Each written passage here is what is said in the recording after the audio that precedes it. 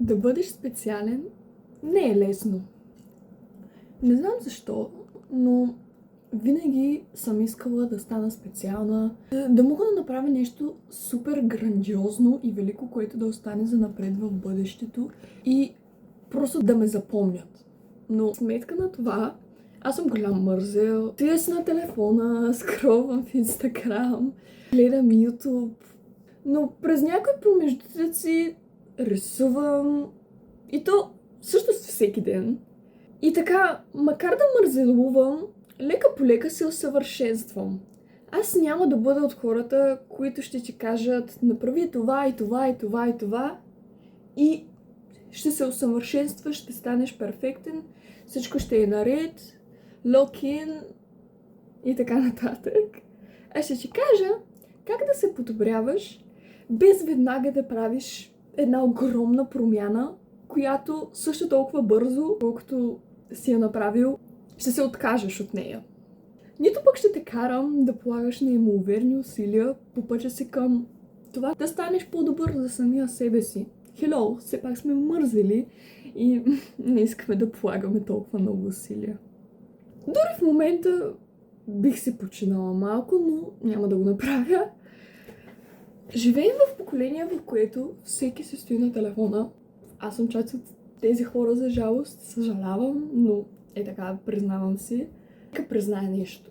Аз нямам много приятели. Стоя в малък град, стоя си по цял ден вкъщи. Ежедневието ми е, що годе, еднотипно. Но въпреки това, лека по лека успявам. Подобрявам се, рисуване, други работи. А тайната каква е? Тайната е не да бързаме да премахнем всички лоши навици, а бавно и постепенно да увеличаваме хубавото, да увеличаваме нещата, които не ни карат да се чувстваме виновни, нещата, на които истински се наслаждаваме. Аз прекалявам с телефона си. Не излизам навън достатъчно често. И така нататък правя куп нездравословни неща. Но постоянно добавям малко захар, малко пръчици отгоре на сладоледа, малко хубави неща, които реално ми помагат. Малко рисуване, малко четене, малко трениране, опити за правене на обедси дори, реджа си натюрморти вкъщи. И така, като правя тези малки неща, макар и все още не съм премахнала напълно лошите навици, знам какво реално искам да правя.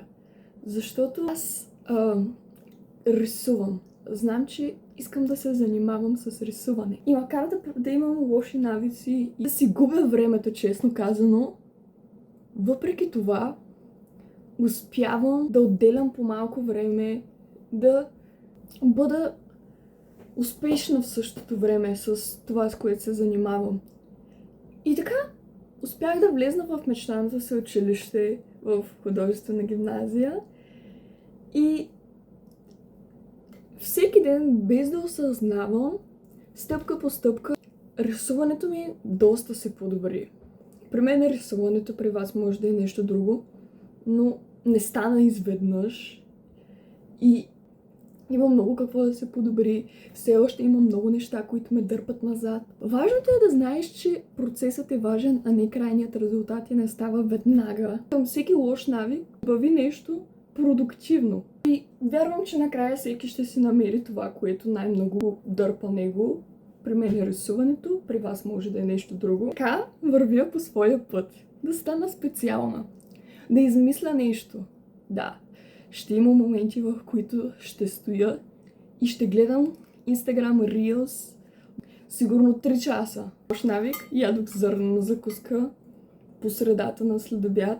Добър навик, малък сценарий, книга за рисуване и скицник.